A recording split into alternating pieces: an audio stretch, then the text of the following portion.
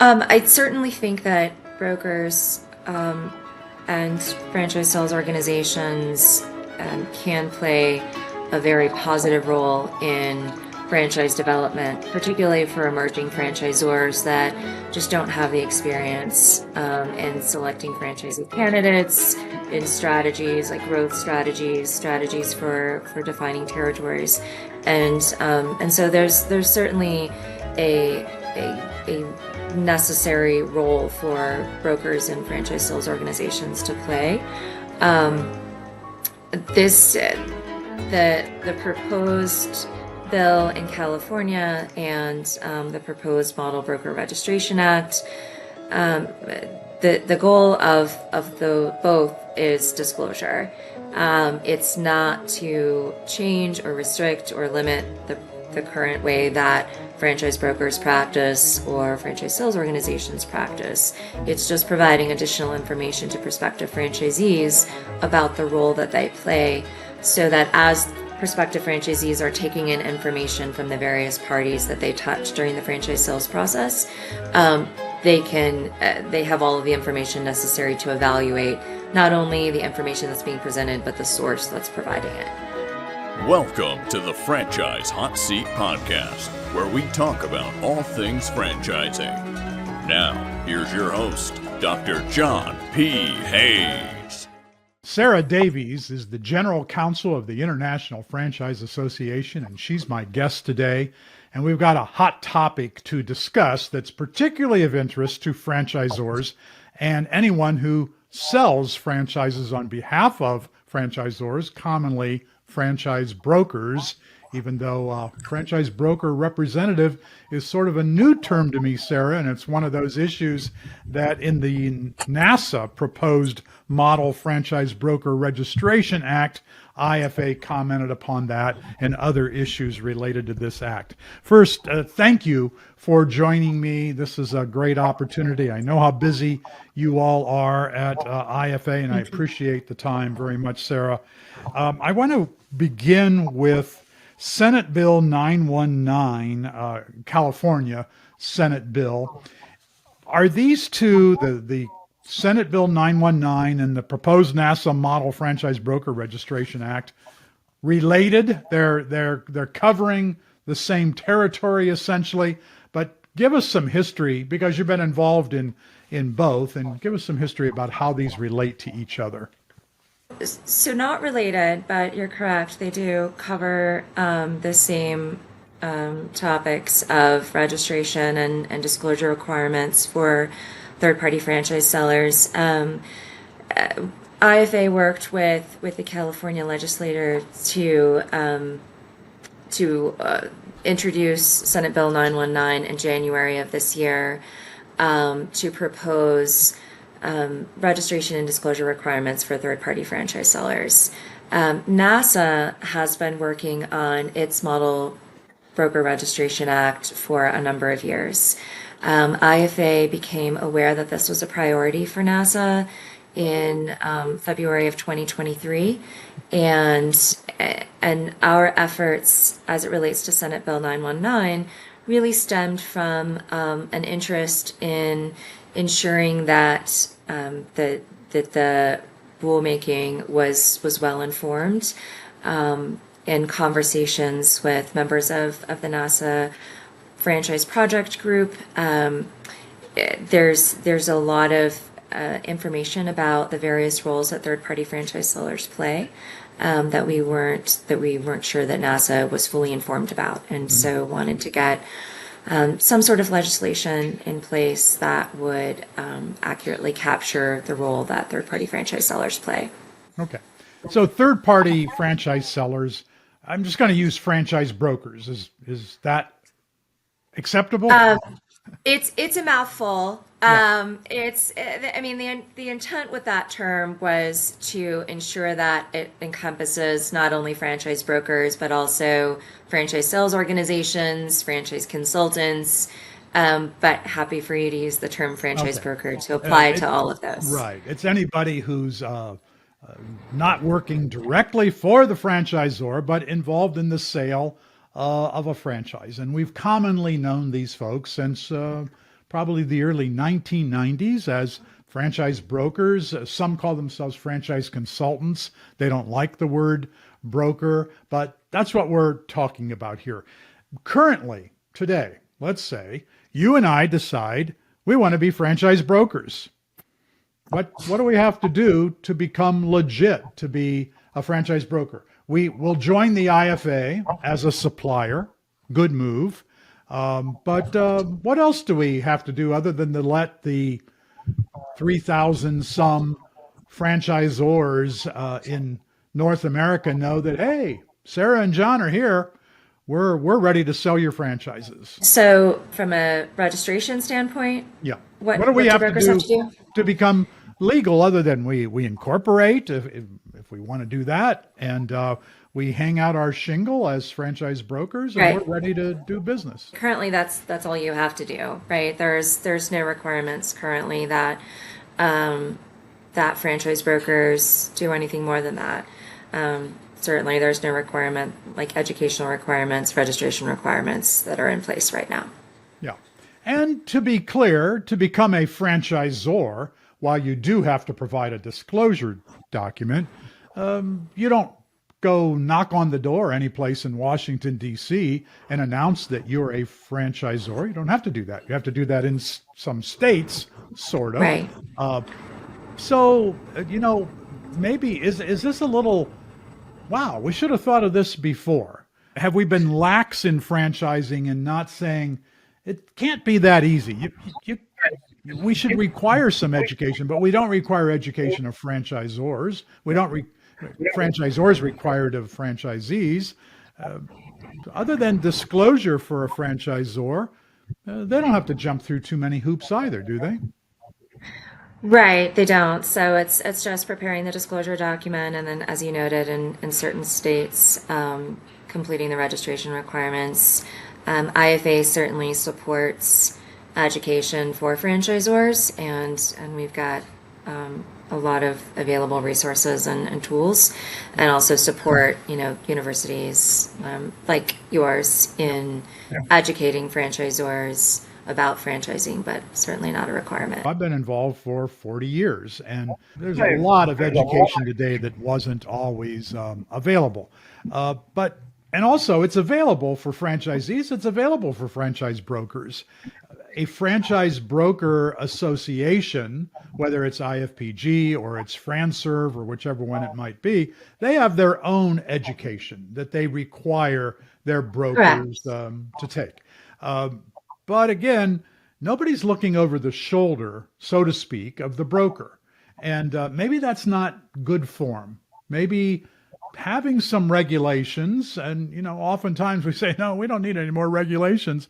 But maybe in this case, is it your opinion or IFA's opinion that in general, this is a good idea? You're not fighting it. No, we're not. We're very supportive of increased transparency in the franchise sales process as part of IFA's, overall initiative around responsible franchising. These are not practices and principles that are new for IFA. They've for a long time been at the core of what IFA is, but certainly the focus in the principles that we announced in May is increased transparency and visibility in the franchise sales process, including for third-party franchise sellers, but also for franchisors and franchisees. Yep. So the Senate Bill 919 that requires franchise brokers to provide disclosure information. Where does that stand, and what can we look forward to with that in terms of it becoming law? And then what will brokers have to do if they're in California or selling? I think it's also if they're selling in California. I could be living in Florida, be a broker, but I'm selling a franchise for California to a California resident. Is this going to apply to me in that case? Yes, so it's franchise opportunities that are subject to California franchise investment law. And so if you're a franchise broker and you're presenting a franchise opportunity to a candidate in California, or to be developed in California, then you would have to comply with the registration and disclosure requirements. Senate Bill 919 has passed the Senate and is currently before the California Assembly. And so it has, just as of yesterday, passed a committee and will be before the Appropriations Committee in likely in August. It's not set yet. So it will go through appropriations and then a final vote in the Assembly, and then will be before Governor Newsom for signature before it becomes law. And the governor, let's say, signs it maybe late this year, and it becomes law when? So currently the proposed effective date in the bill is January 1st, 2026. So brokers will essentially have a year to prepare for, and franchisors as well. Well, there's a lot of work that has to be done. But how extensive is the disclosure? Franchisor disclosure is very, very extensive. It's hard to imagine, even though there are proponents for more disclosure by franchisors. It's wow, what more? And maybe we won't go down that track because that's an entirely different topic. But how extensive will it be for brokers to disclose what's going to be required in California? So it's intended to be very brief. It's not intended to be a voluminous document. It's not intended to require the support of an attorney to complete. The disclosures for franchise brokers, third-party franchise sellers, is very straightforward and basic. It's contact information, professional experience for the last 5 years, litigation history, the services that are performed generally for clients, and a general description of the compensation structure, and then franchises that were sold in the last year. So it shouldn't be more than a couple of pages. And so it's not going to be exhaustive or onerous for a third-party seller to have to comply with this. They can do it fairly. It's submitting a couple of forms. Right. I mean, ideally, where we will land in California is that it'll be a fill-in-the-blank form. So a third-party franchise seller would go on to the California Department of Financial Protection and Innovation website where registrations are completed, and just type the information into the form and hit submit. And so that would complete both the registration portion, and also the document would be able to be downloaded, and that would be the disclosure document. And there's probably a fee involved. There's there's an annual fee, and there's a proposed annual fee of $250. And then if there's any amendments after the registration is made annually, then it's just a $50 fee to amend the registration. And what's the franchisor's responsibility? If I'm the franchisor and I align with maybe 3 or 4 broker groups, do I have any responsibility in California relative to this bill? No, there's no obligations for franchisors under SB 909. Yeah. Okay, good. So then this relates somewhat to what's happened more recently with the North American Securities Administrators Association, NASAA. Where did that come from, and how did they ever become the police for franchising, so to speak, federally?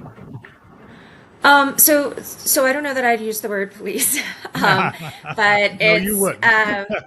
no, it's there's a franchise project group that sits within NASAA, and NASAA doesn't, they're not a rulemaking body, so they have over the course of the years just issued statements of policy or commentary to clarify disclosure obligations under the franchise rule. And so, even in the last, couple of decades, NASAA issued commentary on financial performance representations that was, widely adopted. commentary on terminology used for multi-unit franchising, so area representatives and area developers. Most recently, they issued the Statement of Policy on Disclosure Acknowledgements and Questionnaires, and that was adopted by the registration states. And so they issue, proposed clarifications, and then it's up to the states to formally adopt NASAA's commentary. And is NASA under the FTC, the Federal Trade Commission, where normally or generally people will talk about, well, franchise regulations are provided by the FTC in America. NASAA, what's the relationship? So again, they don't sit under the FTC. It's just they issue guidelines, proposed commentary, and then the states adopt, if they choose, adopt NASAA's commentary or statements of policy. Some states do that formally, some do it informally. What happens in practice is franchisors, once it's adopted by states, franchisors just, for interest of having just one FDD, they just comply with NASAA's commentary. Okay. So going back to that California bill again, and then in this case, the NASAA's proposal, you point out that the Senate bill, the seller bill in California, third-party seller bill, co-sponsored by the Coalition of Franchisee Associations and the American Association of Franchisees and Dealers. Mm-hmm. Those associations, the relationship to IFA, what relationship do those two have with IFA, those two associations? Well, historically, not very good. But we have just in the last, couple of years, worked to develop our relationship with CFA and AAFD, where we align on certain efforts and initiatives, this being one of them. And so there's a broad interest from the franchise community and increasing transparency and visibility in the franchise sales process. And so they are co-sponsors of the bill in California. So the CFA and the AAFD, are they asking for additional rules and regulations as impacts franchise brokers more than IFA would support, or is it the opposite? Is IFA taking more of an aggressive role here? I mean, the bill is co-sponsored by the three trade associations. I think that there's just support for the bill where it sits. I don't know that any one trade is advocating for a more aggressive position. Okay, good. So the role of the broker has evolved on its own. No one has really guided that. No federal or state regulators, for the most part, have guided the role of the broker in the relationship of selling franchises. And maybe that's fine, because while initially, and I was around in those days, many franchisors said, there's no way I'm going to use someone who's not part of my organization to sell my franchises and pay a big commission. I'm not going to do that. I have my own staff of people who I've educated, cultivated, and do a very effective job. Some franchisors still take that position to this day, but through the years, franchisors have softened on that point and decided that, brokers can be extremely useful. But have there been, in your opinion, violations of the relationship that we should be aware of, that franchisors should be more aware of, that the public should be more aware of, where a broker might not be as helpful as you'd want a broker to be? Are these cases coming to the attention of IFA, or by and large, brokers do a pretty good job? I certainly think that brokers and franchise sales organizations can play a very positive role in franchise development, particularly for emerging franchisors that just don't have the experience in selecting franchisee candidates, in strategies like growth strategies, strategies for defining territories, and so there's certainly a necessary role for brokers and franchise sales organizations to play. This the proposed bill in California and the proposed Model Broker Registration Act. The goal of the both is disclosure. It's not to change or restrict or limit the current way that franchise brokers practice or franchise sales organizations practice. It's just providing additional information to prospective franchisees about the role that they play, so that as prospective franchisees are taking in information from the various parties that they touch during the franchise sales process, they have all of the information necessary to evaluate not only the information that's being presented, but the source that's providing it. Will they have an opportunity, the public, the prospective franchisee, as a result of this disclosure? I'm sure of this in California, but I don't know about the NASAA proposed ruling. Will a consumer who wants to buy a franchise and selects a broker, they'll be able to see franchises that were sold by that broker, and would they be able to contact those franchisees involved and say, how did the process go? Was the broker helpful? Do you wish you'd selected another broker?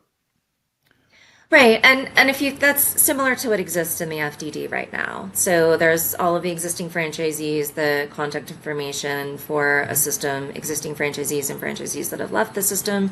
Contact information is there for a prospective franchisee to reach out and ask about the experience with the system. At least what's proposed in California is disclosure of just the sales that happened during the last year, so that a prospective franchisee could reach out and, like you said, ask about the experience.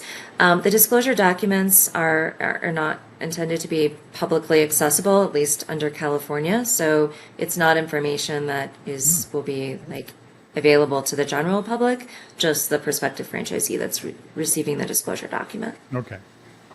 Have there been, are you aware of are some of the concerns here about requiring this disclosure?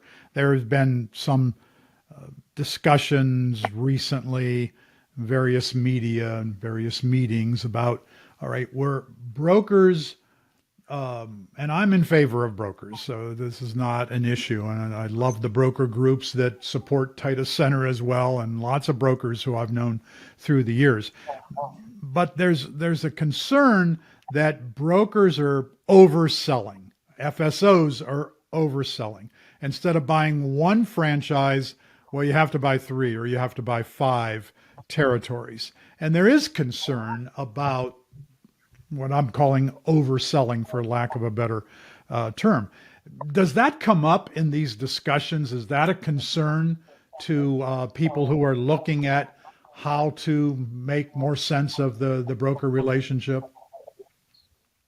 I mean, the information we've received from regulators is that that a lot of this is stemming from complaints from prospective franchisees. IFA has received information from franchisors about pressure to sell large multi-unit packages to a prospective franchisee.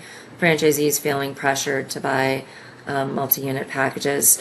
I don't know that anything in what is proposed addresses that specifically, because it doesn't, like I said, it doesn't change the way that FSOs and brokers do business. They're still able to operate the same way they operate today.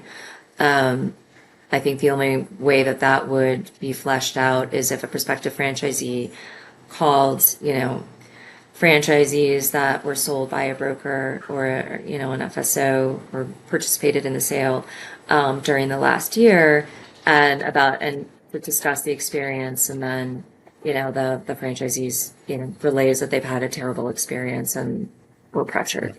Okay. Also, franchisors need help selling franchises, attracting more prospective franchisees. One way they do that is through franchisees who are already in the network and who love their franchise brand and think other people ought to become franchisees as well. So at Homevestors, We Buy Ugly Houses, where I was the CEO for a number of years, one of the programs that we supported was asking our franchisees to help us identify future franchisees. And if you helped us sell 5 franchise territories, we would award you with a brand new F-150 truck wrapped in Homevestors colors and your phone number. Is that going to be affected by these new policies? Will franchisors be restricted in asking their franchisees to essentially give them referrals? So not in California. So in what was proposed in California, that's specifically carved out. What NASA proposed would include referrals from existing franchisees to prospective franchisees. The threshold that is in what NASA proposed is set at $1,000. Part of IFA's comment was that was incredibly low, and we recommended that be adjusted or removed because that is a great program for many franchisors, and certainly wouldn't want to discourage that practice for franchisors.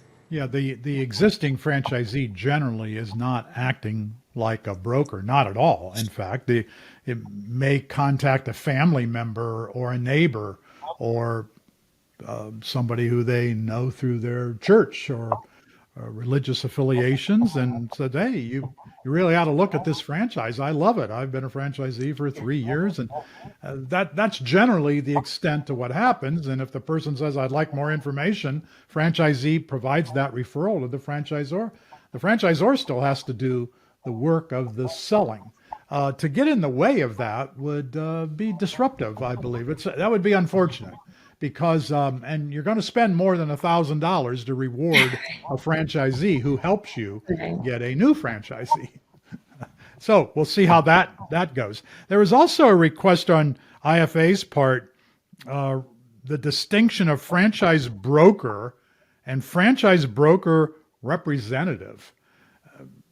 So where's that going to go, and what does that mean? I'm a franchise broker, but then would someone else who works with me be considered a representative, and I've got to disclose them as well? I don't know. So that was part of our public comment was requesting that NASA clarify the distinction that was intended in those two terms. That distinction is not made in what's proposed in California, and it's just third-party franchise seller. And the disclosure obligations and the registration obligations are for the party that's engaging with the prospective franchisee. So we will look for NASA to respond formally to all of the comments. I know that we weren't the only party that raised that as a point of clarification and confusion as to why there was a distinction made.